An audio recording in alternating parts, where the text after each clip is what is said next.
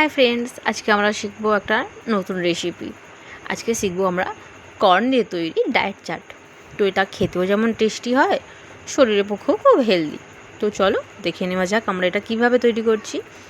সবার প্রথমে একটা কর্ন নিয়ে নেব, সেটাকে আমরা ভালো করে খোসা ছাড়িয়ে পরিষ্কার করে নেব এবং ওটাকে 3টে ভাগে কেটে নেব। তোমাদের কর্নটা যদি বড় হয় সেই অনুযায়ী কেটো, বা ছোটো হলে তোমরা তোমাদের মতো করে কেটে ওটা সেদ্ধ করে নিও। এবার আমাদের যে সবজিগুলো লাগছে সেটা হচ্ছে ধনেপাতা, টমেটো এবং তার সঙ্গে একটু লাগছে পেঁয়াজ।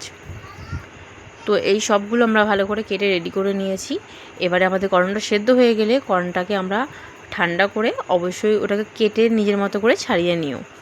তারপর তার মধ্যে দিতে হবে গোলমরিচ গুঁড়ো, জিরে গুঁড়ো, ধনে গুঁড়ো, বিট নুন, আর তার সঙ্গে যে সবজিগুলো আমরা কেটে রেখেছিলাম সেই সবজিগুলো সব দিয়ে দেবো। তার সঙ্গে অবশ্যই দিতে হবে টক দইটা।